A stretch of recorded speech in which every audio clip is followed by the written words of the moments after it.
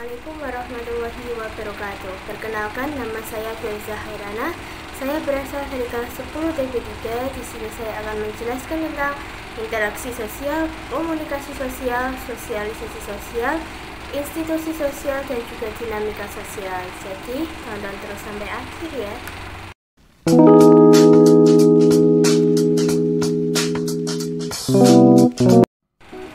Penjelasan mengenai kelima materi, yaitu pertama, ada interaksi sosial. Interaksi sosial sendiri yaitu tindakan yang terjadi secara dua orang atau lebih yang beraksi dan timbul balik melalui kontak sosial langsung maupun kontak sosial secara tidak langsung. Menurut para ahli, di sini saya menuliskan ada dua ahli, yaitu menurut Humas dan menurut Shaw. Adapun menurut Humas yaitu suatu tindakan yang dilakukan oleh seseorang dan menjadi stimulasi bagi tindakan individu lain yang menjadi pasangannya. Menurut Shaw yaitu suatu pertukaran antara pribadi yang masing-masing orang menunjukkan perilakunya satu sama lain dan saling mempengaruhi. Yang ketiga ada ciri-ciri. Ciri yang pertama yaitu pelaku lebih dari satu. Ciri yang kedua adanya komunikasi. Ciri yang ketiga adanya maksud dan tujuan yang jelas. Ciri yang keempat adanya dimensi waktu yang akan menentukan sikap aksi. Yang keempat ada syarat-syarat. Syarat yang pertama yaitu kontak sosial. Syarat yang kedua ada komunikasi. Syarat yang pertama yaitu kontak sosial. Kontak sosial sendiri yaitu hubungan antara dua pihak yang saling beraksi dan menjadi awal terjadinya interaksi sosial. Kontak sosial dibagi menjadi dua, yaitu kontak sosial secara langsung dan kontak sosial secara tidak langsung. Kontak sosial secara langsung contohnya dua orang saling menyapa dan saling tersenyum di suatu tempat. Jadi orang tersebut saling bertemu. Sedangkan secara tidak langsung yaitu seperti contoh dua orang berinteraksi melalui perantara seperti surat, telepon, media sosial. Yang syarat yang kedua yaitu komunikasi. Komunikasi yaitu penyampaian atau penerimaan pesan berupa ide atau gagasan dari satu pihak ke pihak lain yang berupaya saling mempengaruhi. Komunikasi terdiri dari beberapa komponen, yaitu adanya pengirim atau komunikator, adanya penerima atau komunikan, adanya pesan yang berupa ide atau gagasan, adanya umpan balik, feedback atau tanggapan dari penerima, dan yang kelima ada media. Yang kelima yaitu bentuk-bentuk. Bentuk-bentuk di sini ada dua, yaitu interaksi asosiatif dan disosiatif. Interaksi asosiatif yaitu interaksi dalam hal positif. Adanya kerjasama, akomodasi, asimilasi, dan akulturasi. Sedangkan interaksi disosiatif yaitu interaksi dalam hal negatif, seperti persaingan atau kompetisi, penentang secara diam-diam sehingga tidak menimbulkan konflik atau kontravensi, dan pertentangan hingga terjadinya amarah sampai terjadinya melukai satu sama lain. Yang keenam ada jenis-jenis. Jenis-jenis ada tiga, yaitu individu dengan individu. Seperti contoh, ibu guru sedang menjelaskan satu murid. Yang kedua ada kelompok dengan kelompok, seperti kelompok A berdiskusi dengan kelompok B. Jenis yang ketiga yaitu individu dengan kelompok, seperti contoh ibu guru menjelaskan kepada siswa-siswanya. Yang ketujuh ada faktor-faktor. Ada faktor simpati atau empati, faktor imitasi atau meniru, faktor sugesti atau berpikiran, dan identifikasi. B ada komunikasi sosial. Pengertian komunikasi sosial yaitu penyampaian atau penerimaan pesan berupa ide atau gagasan dari satu pihak ke pihak lain yang berupaya saling mempengaruhi. Menurut para ahli, di sini saya menuliskan ada dua ahli, yaitu Barbara Kuhl dan The American Speech Language Hearing. Menurut Barbara Kuhl yaitu kemampuan seseorang individu untuk berkomunikasi secara sosial. Sedangkan menurut The American Speech Language Hearing yaitu penggunaan bahasa dalam konteks sosial, kognisi sosial, pragmatik, dan pemrosesan bahasa. Yang ketiga ada ciri-ciri. Ciri yang pertama, adanya kemampuan untuk mengakui bahwa orang lain adalah makhluk sosial. Ciri yang kedua, adanya kognisi sosial untuk terhubung dan memahami emosi diri sendiri dan orang lain. Kognisi yang ketiga, adanya pragmatik dalam penggunaan bahasa. Kognisi yang keempat, menggunakan bahasa reflektif dan ekspresif. Yang keempat ada jenis-jenis. Jenis yang pertama yaitu komunikasi secara langsung. Jenis yang kedua komunikasi secara tidak langsung. Di sini saya sudah memberikan contoh di slide berikutnya tentang interaksi sosial. Yang kelima ada tujuan. Tujuan di sini terdiri dari dua sudut pandang yang berbeda, yaitu dari sudut pandang komunikator dan dari sudut pandang komunikan.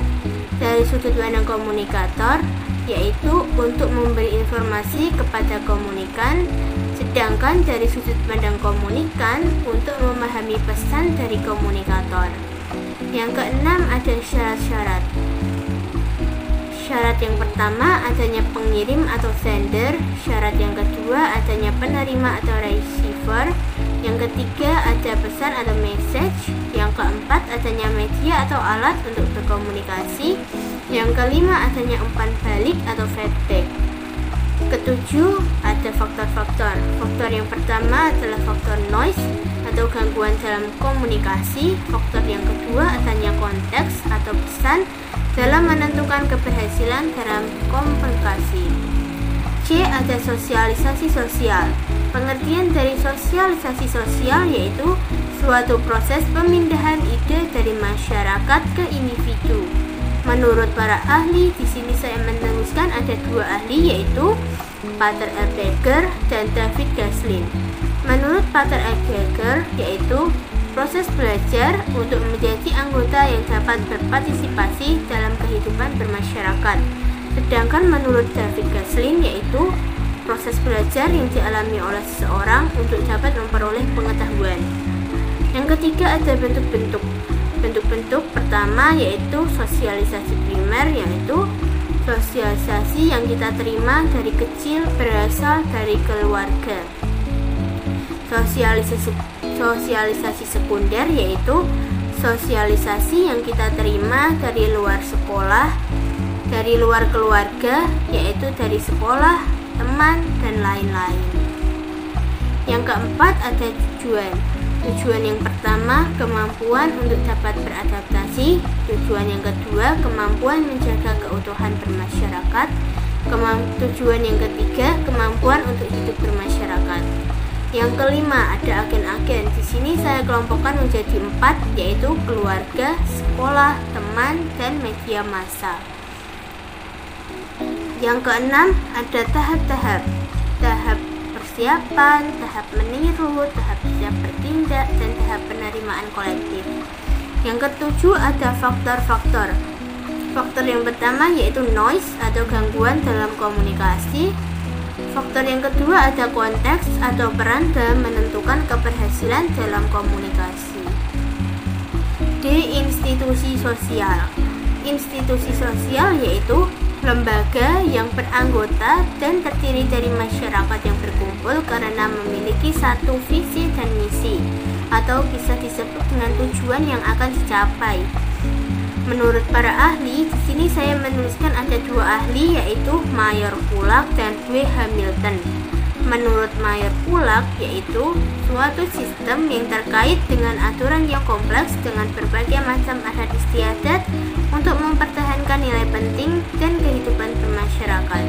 Sedangkan menurut W. Hamilton yaitu sebuah cara hidup yang dilakukan oleh setiap kelompok masyarakat, dan apabila terjadi pelanggaran maka akan diberi sanksi sesuai dengan aturan yang ia langgar. Yang ketiga ada fungsi-fungsi. Fungsi yang pertama yaitu menjaga keutuhan masyarakat. Fungsi yang kedua memberi arahan kepada masyarakat. Fungsi yang ketiga yaitu memberi pedoman kepada masyarakat. Yang keempat ada ciri-ciri. Ciri pertama yaitu memiliki simbol. Ciri yang kedua yaitu memiliki tingkat kekekalan tertentu. Ciri yang ketiga yaitu memiliki suatu tradisi baik secara tertulis maupun secara non tertulis. Ciri yang keempat yaitu memiliki tujuan yang jelas, dan ciri yang kelima ada memiliki pola perilaku. Yang kelima ada tipe-tipe. Tipe yang pertama yaitu tipe berdasarkan nilainya. Tipe berdasarkan nilainya ini ada dua, yaitu berdasarkan nilai primer dan juga sekunder. Tipe yang kedua yaitu berdasarkan perkembangannya. Ada dua, yaitu secara classic social institution dan juga inaction social institution. Tipe yang ketiga yaitu berdasarkan penerimaan oleh masyarakat. Berdasarkan penerimaan oleh masyarakat ada dua, yaitu approved atau social censored institution. Yang kedua ada UN censored social institution. Tipe berdasarkan fungsinya ada dua, yaitu operative social institution dan juga regulative social institution. Tipe yang kelima yaitu berdasarkan penyebarannya. Ada dua, yaitu general social institution dan juga restricted social institution. Yang keenam yaitu syarat-syarat. Syarat di sini ada dua, yaitu sesuai tata kelakuan yang baku berupa norma dan adat istiadat. Syarat yang kedua yaitu kelompok seseorang yang melakukan aktivasi bersama dan saling berhubungan. Yang ketujuh ada jenis-jenis. Jenis yang pertama yaitu lembaga keluarga, jenis yang kedua lembaga pendidikan, jenis yang ketiga lembaga ekonomi, jenis yang keempat lembaga agama, jenis kelima lembaga politik, dan jenis keenam lembaga budaya. Yang kedelapan yaitu faktor-faktor. Faktor pertama ada prinsip demokratis, prinsip partisipasif, dan prinsip difusi inovasi.